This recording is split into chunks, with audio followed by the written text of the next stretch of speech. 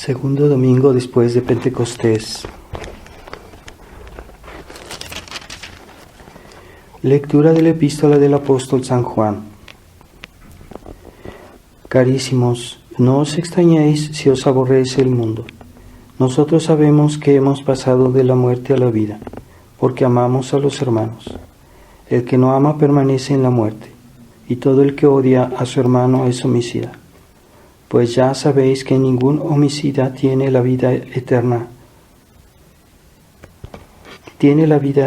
su morada. En esto hemos conocido el amor de Dios, en que dio el Señor su vida por nosotros. También nosotros debemos dar la vida por nuestros hermanos. Si el que tuviese bienes de este mundo y viere a su hermano en necesidad, le cerrare las entrañas, ¿cómo puede residir en él la caridad de Dios? Hijitos míos, no amemos de palabra ni de boca, sino con obras y de veras. Lectura del Santo Evangelio Continuación del Santo Evangelio según San Lucas. En aquel tiempo dijo Jesús a los fariseos esta parábola. Un hombre dispuso una gran cena y convidó a muchos, y envió a la hora de cenar a su siervo para decir a los convidados: venid, todo está dispuesto. Y empezaron todos a excusarse. El primero dijo: he comprado una granja y necesito ir a verla. Ruégote que me des por excusado. El segundo dijo: no, he comprado 5 yuntas de bueyes y voy a probarlas. Dame, te ruego, por excusado. Otro dijo: acabo de casarme y así no puedo ir allá. Vuelto el criado refirió todo esto a su amo. Irritado entonces el padre de familias dijo a su criado: sal luego a las plazas y barrios de la ciudad y tráeme acá a los pobres, lisiados, ciegos y cojos. Dijo el criado: Señor, yo he hecho como mandaste, y aún sobra lugar. Respondióle el amo: sal a los caminos y cercados, y haz que entren para que se llene mi casa, pues os aseguro que ninguno de los que fueron convidados ha de probar mi cena. En el nombre del Padre, del Hijo y del Espíritu Santo. Amén. Ave María Purísima, sin pecado concebida. Estimados hermanos, esta semana festejamos la fiesta del Corpus Christi, de la fiesta del cuerpo de nuestro Señor, y quisiera hablar sobre este tema, porque también el Evangelio de hoy hace referencia a la Eucaristía. Este padre de familias que invitó a tantas personas a su cena, y esa cena que es la cena espiritual, hay que verlo de esa manera, esa cena espiritual en la que se participa principalmente a la Eucaristía. La Eucaristía que es comienzo pues del cielo, porque esa cena, esas cenas eternas, que esas bodas eternas del cielo, comienzan cuando nosotros comenzamos a recibir la Eucaristía desde esta vida ya, y podemos decir que lo que recibimos al cuerpo de nuestro Señor y esta unión con Dios que comienza con la recepción de la Eucaristía, pues será plenamente realizada en el cielo, donde también es una cena, también unas bodas eternas. Así que la Eucaristía es comienzo del cielo y es vida para los buenos y muerte para los que la reciben mal, como dice la secuencia de la fiesta del Santísimo Sacramento. Así que hay que tener siempre en cuenta esto. Ciertamente no basta ir a esta cena y recibir la Eucaristía, hay que recibirla bien, porque si uno la recibe mal es como si no la recibiese, y en lugar de santificarse y de participar a esa cena espiritual, es lo contrario que sucede, pues una persona que recibe mal la Eucaristía, en lugar de santificarse, se hace pecadora, se hunde en el pecado y se excluye de esa cena, aunque aparentemente esté participando, ¿verdad? Como alguien que va a misa y comulga, aparentemente está participando de estos bienes, pero si su alma está en pecado mortal, pues no participa, y al contrario está en una situación peor que antes, ¿verdad? Entonces Dios nos libre de las comuniones sacrílegas, que hay mucha gente que comulga por respeto humano, porque primero no se animan a confesarse, o porque no se animan a salir de su mala vida o de sus malas costumbres, y quieren de todos modos comulgar por guardar las apariencias, es una cuestión puramente social, y quieren aparentar lo que no son.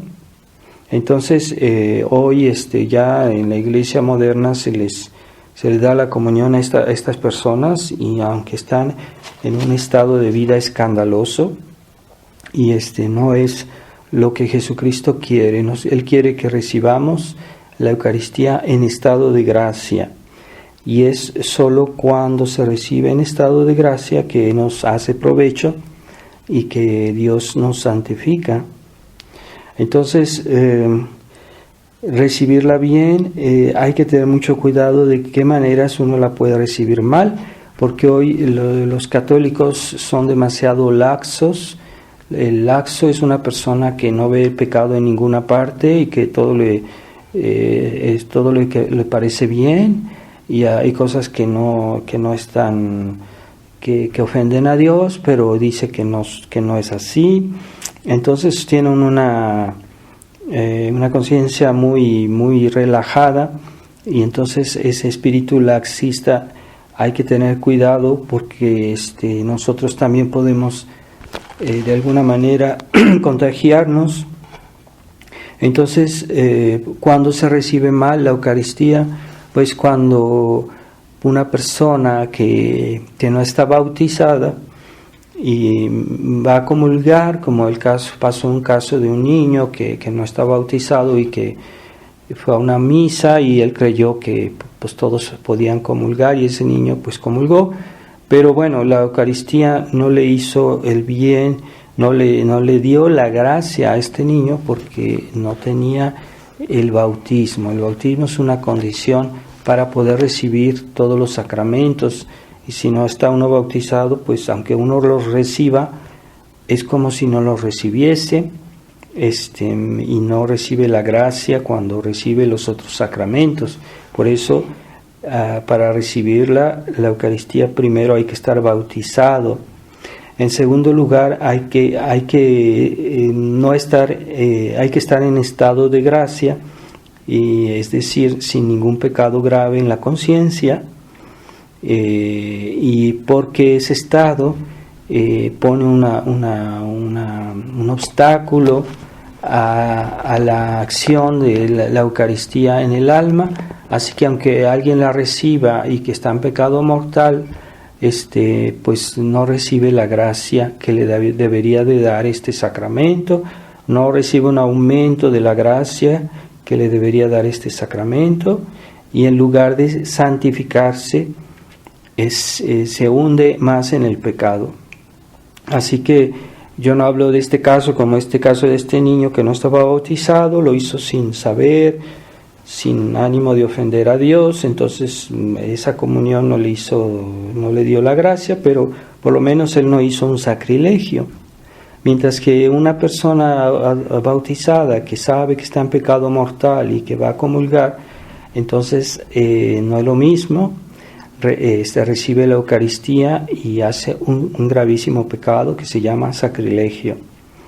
Entonces hoy que se ve en las iglesias modernas como tanta gente, todos van a comulgar y nadie va a confesarse, entonces eso crea una inquietud, que en qué situación van ellos a recibir la hostia, qué es lo que pasa. Esas personas que viven en situaciones escandalosas y van todos a comulgar. Los padres modernos no les dicen nada, incluso les animan a confesar, a comulgar así. Entonces se ha caído un estado muy laxista. Entonces, ¿qué debemos hacer? ¿Qué debe hacer una persona que está en pecado mortal? Pues primero debe confesarse. Debe confesarse si tiene un pecado grave en la conciencia. No hay que ser escrupulosos tampoco. Si hay una persona que tiene una duda seria y que no está seguro si realmente hizo un pecado grave, en ese caso puede comulgar, simplemente debe hacer un buen acto de contrición. Pero la Iglesia nos obliga a confesarnos si realmente tenemos la certitud que tenemos un pecado grave en la conciencia. En ese caso sí, la Iglesia nos impone esta obligación de confesarnos si tenemos un pecado mortal que es seguro y que no lo hemos confesado y que lo tenemos en la conciencia. Así que no se tratan de pecados antiguos. Por ejemplo, hay una persona que ya se confesó, pero que olvidó decir un pecado mortal, sin maldad, sin ninguna mala intención. En ese caso, se puede suponer que Dios le perdonó ese pecado porque si no lo dijo en confesión fue por olvido, no fue por mala voluntad. En ese caso puede comulgar, y cuando se confiese en la primera oportunidad que se confiese, cuando él se confiesa habitualmente, en ese momento dirá ese pecado que no lo había confesado, pero por olvido. En ese caso puede comulgar.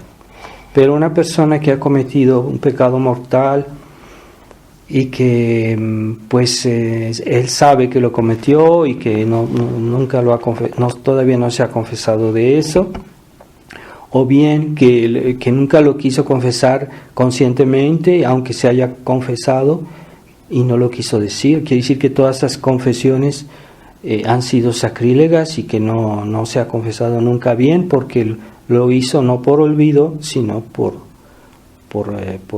con plena conciencia.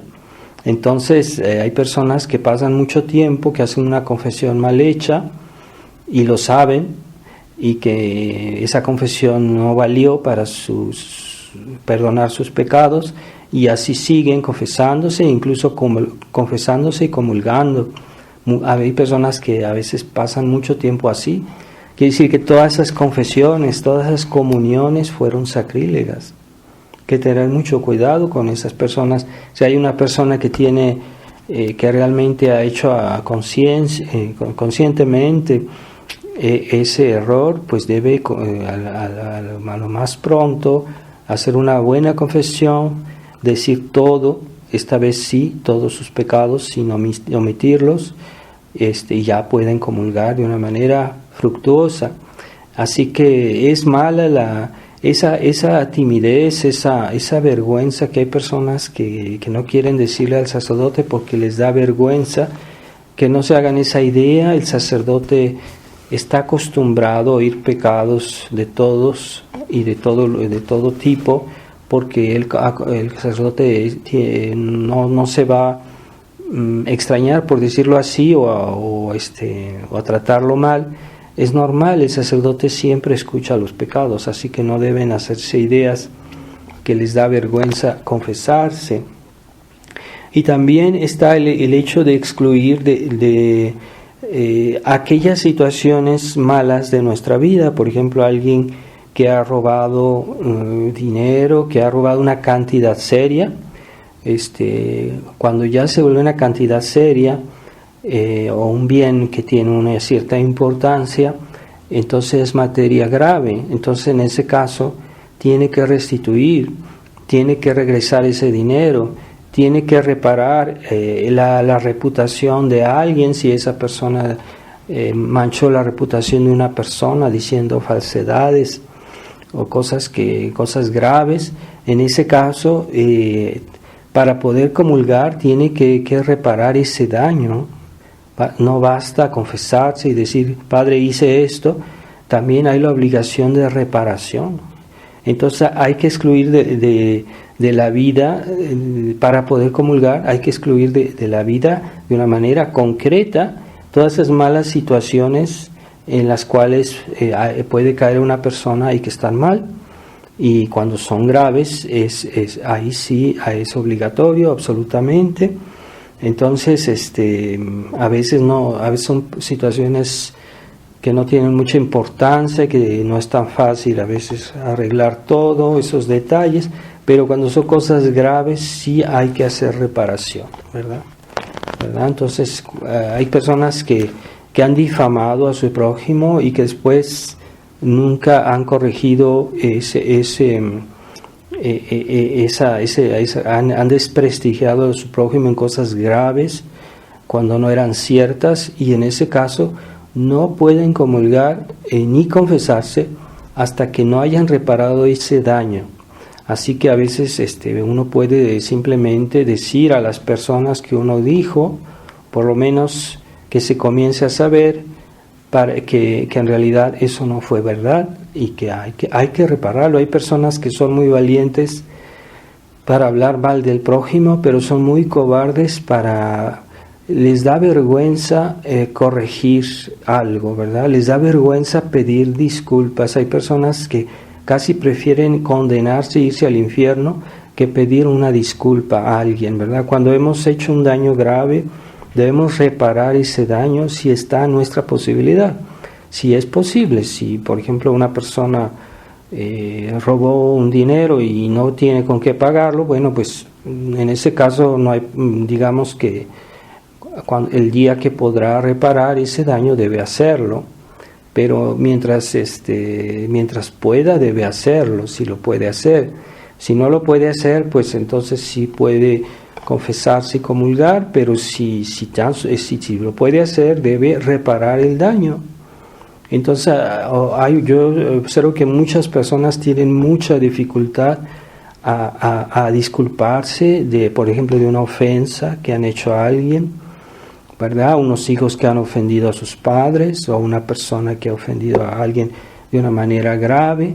Es tanta la obstinación, y piensan que es una actitud de orgullo, de no saber disculparse cuando uno comete un error, ¿verdad? Hay personas que sistemáticamente se están excusando de todo, ¿verdad? Cometen un error y siempre tratan de justificarlo, nunca lo reconocen sencillamente. Entonces eso es una obstinación de no querer reconocer su error. O si han robado algo, tienen que regresarlo, y si no lo regresan no pueden comulgar.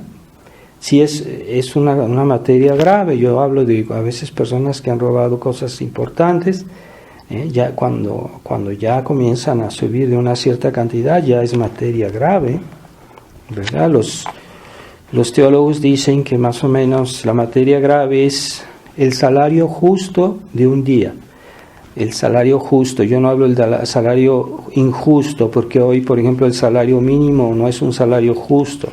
El salario justo sería lo que es necesario una persona para una subsistencia digna, para vivir en un día. Eso ya comienza a ser materia grave. Entonces, si yo he robado, pues tengo que regresarlo. Hay personas que han robado y lo que tratan es de hacer que todos se olviden de que eso pasó, y quieren seguir la vida, ¿verdad? Y no se puede robar y después comulgar, ¿verdad? Entonces hay esa actitud que es de esas personas que a veces se dicen muy valientes para hacer otras cosas, pero cuando se trata de reparar y de pedir disculpas y de corregir su vida, son muy cobardes y no hacen la voluntad de Dios. Así que no se debe comulgar en esa situación, y esas personas están comulgando y confesándose sacrílegamente, ¿verdad? Y eso puede continuar toda la vida, porque hay personas que en un momento dado hicieron algo así y en toda su vida no han querido corregirse. Hay muchos ejemplos que dan los santos en la vida de los santos, de personas así, que pasaron prácticamente toda su vida porque no quisieron corregir un pecado, ¿verdad? O hacer una reparación, y que se condenan porque aunque todo parecía bien, aunque hacían bien su vida cristiana, iban a misa, no es suficiente. Entonces hay que tener mucho cuidado. Si alguien tiene en conciencia un pecado que nunca confesó de una manera consciente, querida, en ese caso sí debe arreglar su situación para poner bien su alma en orden con Dios. No es tan difícil. La confesión, Dios nos ha permitido que la confesión sea secreta para que la gente no tenga por qué avergonzarse. En los primeros siglos la confesión se hacía públicamente delante de los demás, ¿verdad? Y hoy es más fácil, la Iglesia lo ha querido así. Entonces el sacerdote está obligado al secreto confesional, no puede decir nada a nadie, y si lo hace comete un pecado gravísimo. Entonces el sacerdote normalmente es como si se le olvidara lo que le ha dicho los pecadores, que han dicho en la confesión, es como si nunca lo hubiera oído. Él ya no piensa más en eso, así que no hay que hacerse ideas, ¿verdad? Y también otras malas disposiciones, ¿verdad? Para recibir la Eucaristía, que puede ser una actitud irrespetuosa, irreverente, que por ejemplo alguien que va mal vestido, una mujer que va mal vestida a la iglesia y su actitud es escandalosa, entonces si ella recibe la comunión en esa actitud, con esa vestimenta, está haciendo una ofensa a Dios. En ese caso tampoco puede comulgar, es una mala disposición y hay que tener cuidado con eso, ¿verdad? Ciertamente en la iglesia hay que vestirse con una manera más respetuosa que como uno se viste durante la semana. Hay personas que van con camisetas con dibujos y cosas a la misa, pero eso es irrespetuoso. Pero cuando los invitan a una fiesta o una boda, pues van con saco y corbata, ¿verdad? Muy, muy, muy dignos. Y la casa del Señor, la misa, la cena de la Santa Misa, el sacrificio de la misa, no lo respetan. Vienen vestidos de una manera desaliñada, vienen con camisas muy ordinarias y vulgares. Entonces hay algunos que ni siquiera que quieren venir, hombres que quieren venir en short a la iglesia porque hace calor. Pues no es correcto que si van a misa se vistan bien, y si pueden, pues incluso en saco y corbata, ¿por qué no? La misa es el acto más importante de la semana que nosotros hacemos. La misa es el acto más importante de la semana, así que debemos ir bien vestidos de una manera digna. No es lo mismo una vestimenta digna que una vestimenta mundana, así que las mujeres no saben hacer la diferencia. Muchas mujeres, que una mujer venga vestida de una manera puede ser elegante, pero no es mundana, no sugiere malos pensamientos su vestimenta, no es por mundanidad, no es por simplemente agradar al mundo, sino por vivir de una manera digna. Y hay personas que se visten de una manera elegante, pero no es mundana. Así que hay que saber hacer la diferencia, ¿verdad? Entonces, cuando voy a misa, me visto con dignidad, de una manera limpia y con un vestimento que sea para un lugar importante, ¿verdad? Cuando yo estoy delante de Dios, pues debería estar bien vestido. Entonces, también hay actitudes que hoy, justamente en la nueva liturgia, no agradan a Dios. En la nueva liturgia de la nueva misa, por eso es que nosotros, pues, estamos en contraste contra estas reformas litúrgicas que han entrado en la Iglesia, y que no vienen de la Iglesia, que vienen del protestantismo, que vienen de la herejía, aunque no forzosamente todo lo que se hace en la liturgia moderna es herético, pero sí favorece a la herejía, ¿verdad? Es lo que decía Monseñor Lefebvre, la nueva liturgia es ambigua, pero tiene tantos elementos protestantes que esa liturgia lleva a la herejía. Entonces Monseñor Lefebvre decía que la nueva misa no es herética, porque hubo algunos tradicionalistas que dijeron eso, se debe a kantistas, pero sí de una manera está viciada, está como envenenada con muchos elementos protestantes que a veces pueden ser interpretados de una manera católica o a veces de una manera, son ambiguos, pero tienen esa apariencia, esa compatibilidad con el protestantismo. Los protestantes ya aceptan la nueva misa, como ellos mismos han dicho. Quiere decir que hay algo, una afinidad con el protestantismo. Y entonces esa nueva misa, como tiene muchos elementos protestantes, lleva a la herejía. Y como no se le puede quitar eso, entonces la nueva misa es objetivamente mala y no hay que ir a esa liturgia porque nos hace disminuir la fe gradualmente. Como decíamos señor Lefebvre, eso es una manera gradual y por eso está mal esa misa y hay que alejarse, ¿verdad? Con el tiempo la gente pierde la fe, con el tiempo la gente pierde la concepción católica de la misa, ¿verdad? Y hay muchas cosas que se introdujeron en la nueva liturgia que el Papa Pío XII condenó es una encíclica. Entonces esa encíclica denuncia lo que hoy se hace. Entonces, ¿qué quiere decir? Que la nueva misa está en contradicción con el antiguo magisterio de la Iglesia, ¿verdad? Esa encíclica se llama Mediator Dei, es una encíclica que se puede conseguir en internet, es del Papa Pío XII, en el cual ya condena los errores litúrgicos que ya se anunciaban y ya que muchos sacerdotes modernistas los estaban promoviendo, entonces él los condenó.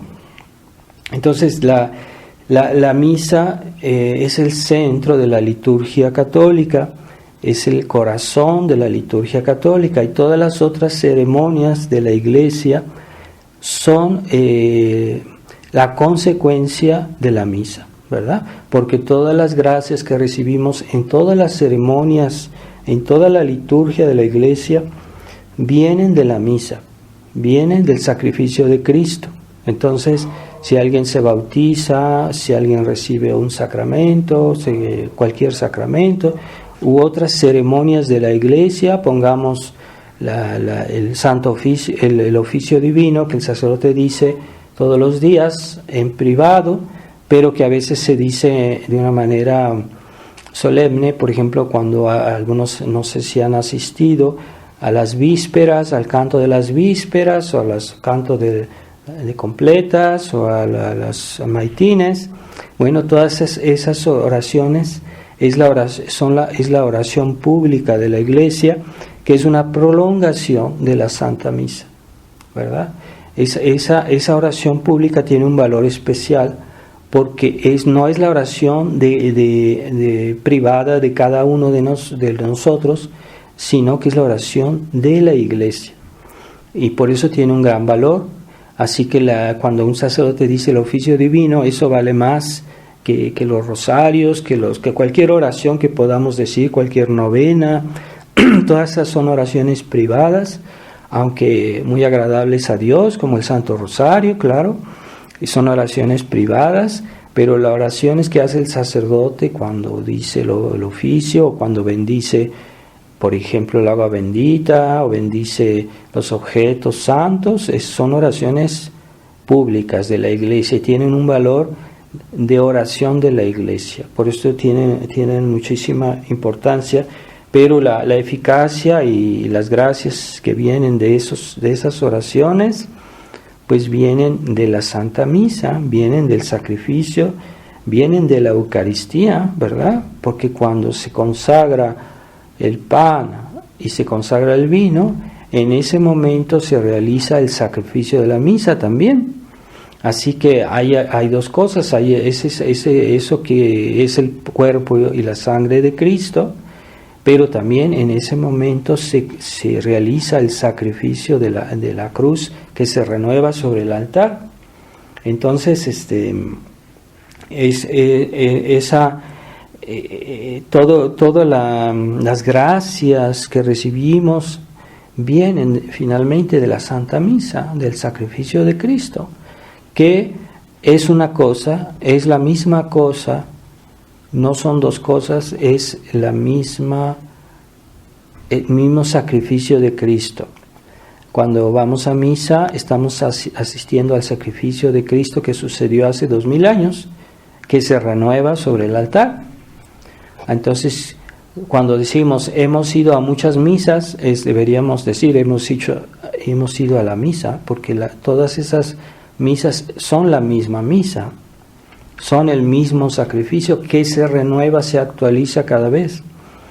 Así que por eso la Santa Misa tiene un valor infinito, porque es el sacrificio de Cristo. Así que cuando vamos a misa, por eso les digo que es importante de ir vestidos y tener actitudes dignas, porque visto la importancia que tiene la Santa Misa, la importancia que tiene la Eucaristía, porque es Dios mismo.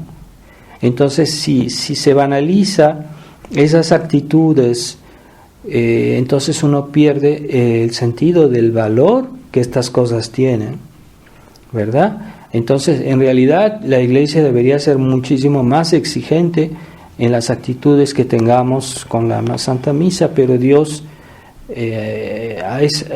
nos abre las puertas para que podamos aprovechar de recibir más gracias. Por eso Dios quiso que el sacrificio de su sacrificio se repitiera constantemente, para que podamos cada vez recibir más gracias, ¿verdad? Y porque nuestras disposiciones son limitadas y por eso recibimos gracias limitadas. Pero si vamos varias veces a la misa, aunque nuestras disposiciones sean limitadas, pues recibimos nuevas gracias. Por eso Dios quiso que la Santa Misa se repitiera constantemente en la Iglesia. Pero a aquellos católicos que no tienen fe o no tienen mucha fe en la Eucaristía o en el sacrificio de la misa, pues van a menospreciar eso y lo verán como una cosa, todos sabemos que hay misas y bueno, se les parece una cosa ordinaria porque la misa se repite, pero no, una Santa Misa vale más que todo el universo, vale más históricamente, es el hecho más importante de toda la historia. El sacrificio de Cristo es el hecho histórico más importante de toda la historia. Pero el hecho que se repita muchas veces no le quita importancia. Y es lo que los católicos tibios no entienden o no quieren entender. Pero la misa tiene un valor infinito, es el sacrificio de Cristo. Entonces, es por eso que nosotros tenemos mucho respeto y veneración por la liturgia tradicional, que no fuimos nosotros que la inventamos, esa viene desde el tiempo de Jesucristo. Y lo que hizo el Papa San Pío V no es hacer una nueva misa, como algunos han dicho, no, el Papa San Pío V lo que quiso es volver a la pureza del rito original. Quiere decir que la misa tiene orígenes apostólicos, la misa tradicional, la misa tridentina, no es la misa del Concilio de Trento, como algunos dicen, no. La misa tridentina es el regreso a la misa original, a la misa apostólica de los apóstoles. Así que no se puede despreciar esta liturgia que tiene 2000 años de historia. y es la herencia de la Iglesia, la herencia que nos han dejado los apóstoles. Entonces, en estos días el Papa Francisco hizo una declaración y hablaba del restauracionismo, o sea, el desprecio por la tradición de la Iglesia. Y él hablaba diciendo, estas son sus expresiones: los católicos tradicionalistas están amordazando las reformas conciliares, como si las reformas conciliares fueran un objetivo en sí. Entonces, las reformas conciliares son más importantes en sí misma que la tradición de la Iglesia, que nos viene de Jesucristo. Entonces, él tiene como objetivo las reformas, pero una reforma tiene que tener una razón y tiene que haber reformas, nada más por sí, en sí.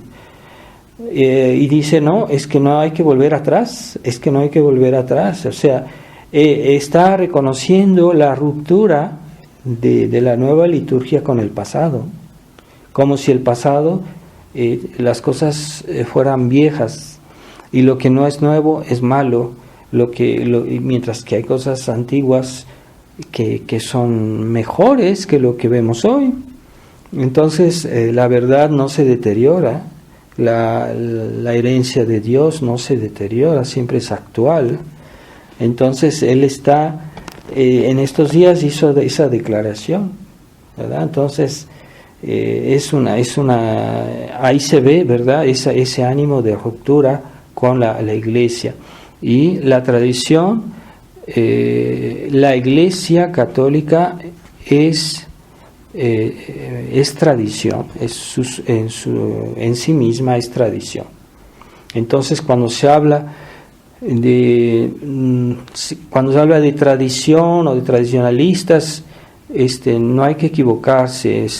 No, la Iglesia siempre ha sido tradicional, siempre ha sido tradicionalista, y a los tradicionalistas más bien los deberían llamar verdaderos católicos, auténticos católicos, mientras que un católico que no es tradicional está dejando de ser católico, y es lo que no entienden los católicos modernos, que por ser modernos pues están dejando de ser católicos, ¿verdad? Entonces tienen el título, pero no tienen la sustancia del catolicismo.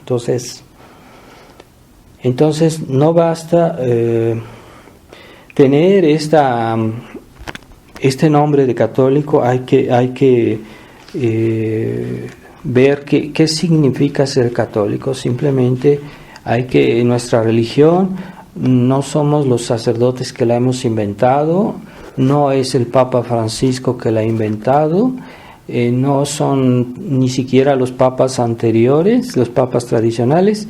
No, la Iglesia es una herencia que nos ha sido transmitida de generación en generación y que viene de Jesucristo, que viene de los apóstoles, y simplemente los sacerdotes, los ministros de Dios, su misión es conservar esa herencia y no alterarla. Entonces, ¿y por qué no se puede alterar? ¿Por qué hay que conservarla? Porque es lo que Jesucristo dijo, es lo que Jesucristo hizo. Entonces, yo no soy Jesucristo, no tengo la autoridad de Jesucristo, yo no puedo corregir a Jesucristo. Mientras que el Papa Francisco se permite de corregir a nuestro Señor, de corregir la verdad revelada de Dios. Entonces Él es más que Dios, ¿ok? Él es más que Jesucristo. El Papa fue Jesucristo que hizo al Papa cuando hizo a San Pedro, le dio esa autoridad, pero San Pedro debía representar a Jesucristo. Y entonces el Papa no tiene más autoridad que Jesucristo, y por lo mismo no puede modificar lo que Jesucristo hizo. Entonces, si lo modifica, él se está arrogando poderes más grandes que Dios, así de sencillo. Es ridículo, es una cuestión Ya la gente se está acostumbrando a esas actitudes que son heréticas y blasfemas de un papa que es un enemigo de la fe. En esa situación está la Iglesia hoy. Y había que añadir también que no basta para recibir bien la Eucaristía, no basta ir a la liturgia tradicional, no basta tampoco vivir de una manera exteriormente tradicional, si no hay adhesión a la fe, ¿verdad? Por ejemplo, alguien que niega la fe y quiere ir a misa, quiere comulgar, quiere recibir los sacramentos, pero si no tiene la fe, por el hecho mismo está excluido de la Iglesia, y entonces en otros tiempos se les excomulgaba a esos. Ciertamente hay personas que no tienen la fe, pero que todavía no han sido juzgadas por la Iglesia, y en ese caso nosotros no podemos excluirlas de la Iglesia, porque eso es la función de la Iglesia. Pero como hoy la Iglesia, los hombres de Iglesia están en crisis, nosotros no podemos excluirlos, aunque sabemos que dicen herejías, pero no es nuestra competencia, no tenemos la autoridad para excomulgar a alguien. Si hubiera un buen papa, ya hubiera excomulgado a cantidad de personas. En otros tiempos hubo papas que no dudaron en excluir a naciones enteras de la Iglesia, porque habían tenido una defección en la fe. Así que es muy importante, no basta guardar las apariencias, ¿verdad? Como algunos tradicionalistas que van muy bien vestidos a misa y que tienen todas las apariencias, pero no es suficiente las apariencias, porque a veces detrás de su vida tienen una actitud que desdice su fe, y vicios y malas prácticas. Así que cuidado, no basta las apariencias tradicionales o la actitud tradicional en la misa, ¿verdad? También Dios nos pide el rechazo de los errores, no solo la profesión de la fe, de la verdad, sino también el rechazo de los errores. Cuando alguien no rechaza los errores, también está mal, puede ser incluso pecado grave, ¿verdad? Por ejemplo, si un padre de familia ve que uno de sus hijos se quiere hacer testigo de Jehová y nunca le dice nada, nunca le llama la atención, entonces su solo silencio es un pecado grave, ¿verdad? Ese silencio, ¿verdad? Como los pastores que no hablan, que no denuncian el error, que no hablan de lo que está pasando, que no le dicen a los fieles, no los instruyen para que tengan cuidado. Entonces están haciendo un pecado, porque no dicen todo lo que deberían. Para eso están los ministros de Dios. En estos días pasados hubo se puede ver en internet, pude ver la ceremonia de la fiesta del Corpus Christi en el seminario de la Fraternidad San Pío X en Estados Unidos, y se ve ese silencio. También el día siguiente en la fiesta hubo las ordenaciones sacerdotales en este mismo seminario, y también está Monseñor Tissier de Malheré, dice la misa, y su sermón no toca ningún tema de la problemática actual de la Iglesia. Monseñor Lefebvre siempre hablaba de ese tema en todos sus sermones, en todas sus conferencias, siempre hablaba. Y ahora en la fraternidad ya no se habla de eso, y se habla de cuestiones pretendidamente espirituales o espiritualistas, porque no se puede ser realmente espiritual si uno olvida el contexto histórico en el que vivimos, porque eso es también parte del deber de Estado. Entonces, yo vi que en su sermón Monseñor Tissier de Malheré no toca el tema para nada de la problemática de la fe que hay hoy en la Iglesia, y eso es impuesto por Monseñor Fele. Entonces, ahora a los sacerdotes se les impone en la fraternidad no tocar esos temas, o de una manera tal vez muy general, sí, pero no nada concreto. Entonces, eso es la falta, el error de Monseñor Fele, la responsabilidad.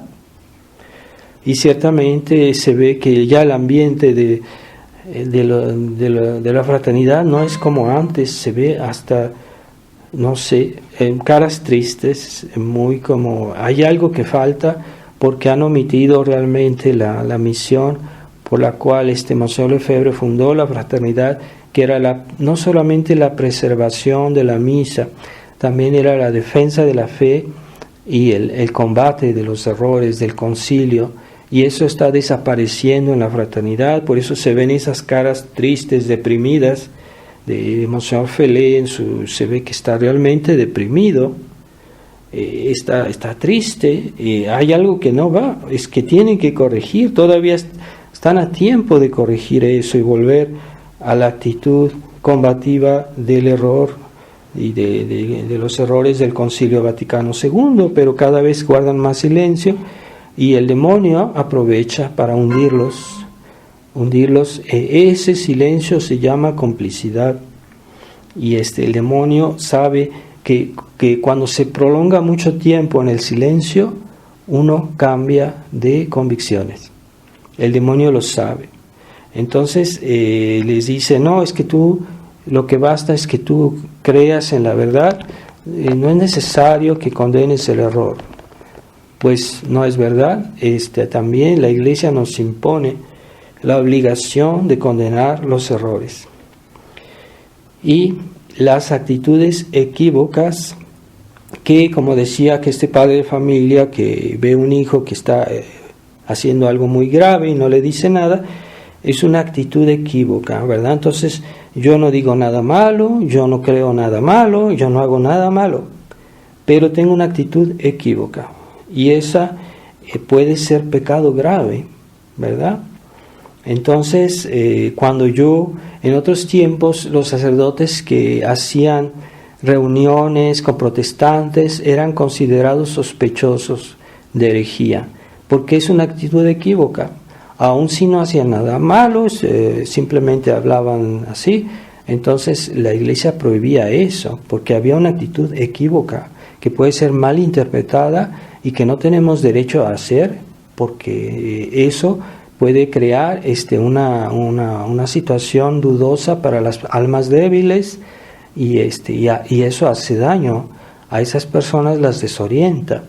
Entonces no ponemos derecho a tener actitudes equívocas y vivirla bien la vida cristiana y comulgar en la Santa Misa, porque si nuestra actitud, nuestra vida no corresponde al respeto que debemos a la Eucaristía, pues no podemos comulgar. Entonces esas actitudes equívocas en las que han caído muchos tradicionalistas, antes la Fraternidad San Pío X daba el ejemplo, hay que oír y los sermones y las conferencias de Monseñor Fele y del padre Smithberger antes del año 2000, cómo ellos explicaban por qué era muy peligroso hacer acuerdos con Roma, era muy peligroso ir a Roma, y explicaban las razones y daban las verdaderas razones, y después cambiaron. Ellos mismos están en contradicción con lo que decían antes. Esto se puede verificar, ¿verdad? Se puede verificar. Entonces, es una actitud equívoca a obedecer a aquellos que están destruyendo la fe. No estamos en un plan de cisma, sino simplemente de una distancia prudente hasta que Dios quiera que se arregle el problema de la Iglesia. Pero cuando uno se somete a los destructores de la fe, a los que están destruyendo, que son enemigos, como el Papa Francisco dice claramente, que están mal los tradicionalistas, ¿cómo quiere Monseñor Fele colaborar con ellos? Es cosa absurda, no tiene sentido. Entonces aquellos que dicen la misa tradicional, como muchos de las sociedades Ecclesia Dei y la Fraternidad San Pedro, los sacerdotes de Griciliano en Italia. Entonces ellos sí, no critican el concilio, entonces es que están de acuerdo con el concilio, o que los sacerdotes de la Fraternidad San Pedro pueden decir las dos misas y está reconocido que se digan las dos misas. Entonces están en una actitud equívoca. No basta que tengan bonitos seminarios, porque en internet se puede ver que tienen bonitos seminarios y todas las apariencias, pero no tienen, les falta la sustancia. Que si ellos están aceptando el Concilio Vaticano II, si ellos están aceptando que la nueva misa está bien, pues están desdiciendo lo que la liturgia tradicional, porque la liturgia tradicional, como lo decía Monseñor Lefebvre, es esencialmente antimodernista, esencialmente anti todos los errores, anticoncilio. Por eso el Papa no la soporta. Se ve que el Papa Francisco no soporta la tradición, que están que dice que somos unos anticuados, ¿verdad? Y que acusa de restauracionistas, ¿verdad? Como si las reformas conciliares fueran lo máximo, y cuando ha sido justamente el punto de decadencia de la Iglesia. Así que no basta para recibir bien la Eucaristía, no basta estar bautizado, no basta no tener pecados graves, también hay que quitar de nuestra vida todas esas actitudes que no corresponden a nuestra fe, a nuestra fidelidad a la tradición.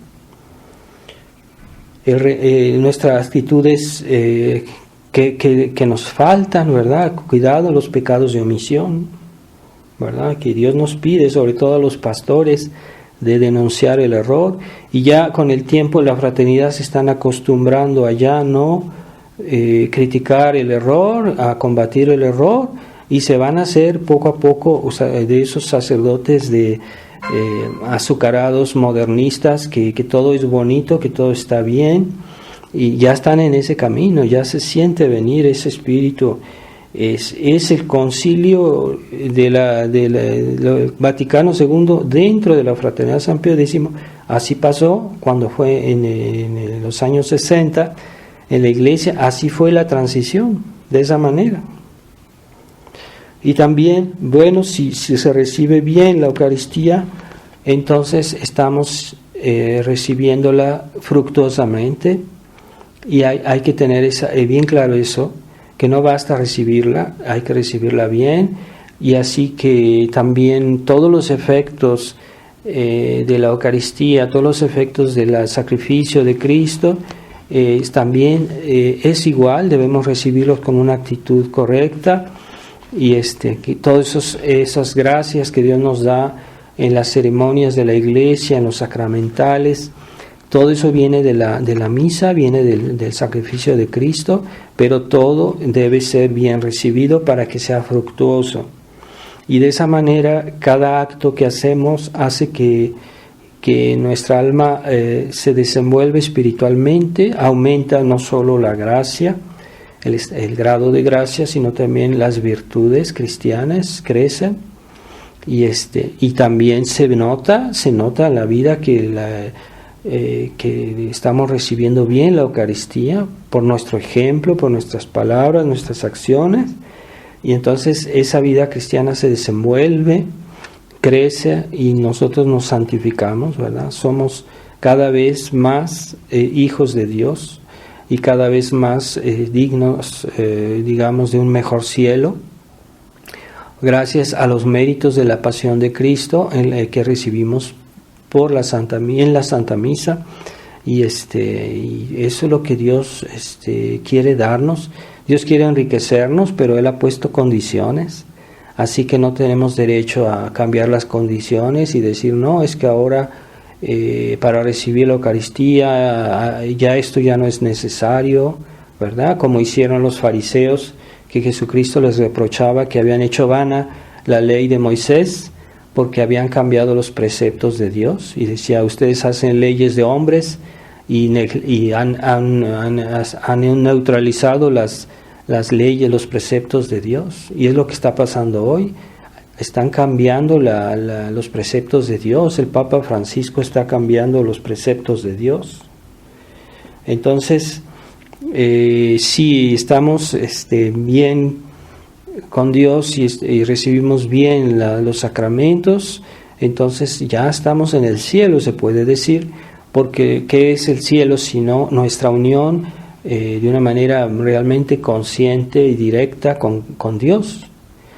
Entonces, pero en esta vida ya Dios está en nosotros por la Eucaristía, por la gracia. Entonces puede decir que eso está, lo esencial del cielo ya lo tenemos, aunque todavía no lo disfrutamos porque no lo vemos claramente, pero en el cielo veremos directamente a Dios, a ese Dios que ya está en nuestra alma si estamos en estado de gracia. Si tenemos una vida cristiana correcta, entonces ya está Dios en nuestra alma, ya poseemos el cielo, lo esencial del cielo, que es Dios. Así que hay que tratar de crecer en ese amor, en ese conocimiento de Dios que nos da la Eucaristía. Entonces, para recibir bien la Eucaristía hay que tener buenas disposiciones. Esas disposiciones no son solo aquellas que tenemos antes de comulgar, que es la actitud de oración, de respeto, sino todos los actos que hacemos en la semana que son buenos, la práctica de las virtudes. Todo eso nos predispone a asistir bien a misa, y la misa nos da nuevas gracias para que la semana que siga podamos practicar aún mejor las virtudes. Así que si fuéramos fieles a todas las gracias, cada semana seríamos mejores, seríamos más santos, más pero entonces si alguien no progresa, hay algo que no va en su vida cristiana, y aquel que siempre es igual, que no cambia, no se mejora, siempre tiene los mismos problemas, pues debe hacerse esta pregunta: ¿qué hay en mí que pone obstáculo a la acción de Dios? ¿Por qué no crezco en las virtudes? No soy mejor, cada día mejor, y eso es lo que Dios nos espera de nosotros, ¿verdad? Eso no es la obra de Dios. Dios ha hecho todo para darnos su gracia, pero si no entra en nuestra alma es porque hay un obstáculo. Entonces hay que ponerse en tela de juicio a uno mismo y cuestionarnos y decir, ¿qué pasa? ¿Por qué yo no mejoro? Porque hay un obstáculo en mi vida, así que cuidado para que podamos tener un cielo mejor, una eternidad mejor. Todo depende de eso, en nuestra unión a la Eucaristía y al santo sacrificio de la misa, por medio de la intercesión de la Santísima Virgen y siguiendo su ejemplo de María, que ella siempre, cada día fue mejor, cada día progresó, ¿verdad? Aunque de una manera interior, pero sí, la Virgen siempre no desperdiciaba las gracias de Dios, y tanto que no desperdició ninguna en ningún momento y de ninguna manera. Por eso es la Inmaculada. Pidamos a la Virgen María que nos conceda tener un poquito de su estado de ánimo, de su espíritu, según su corazón inmaculado. Por eso Dios nos propone como ejemplo en este tiempo, hay que tener devoción al corazón inmaculado de María, porque ese corazón fue el que fue fiel a todas las gracias de Dios. Ave María Purísima, sin pecado concebida. En el nombre del Padre, y del Hijo, y del Espíritu Santo. Amén.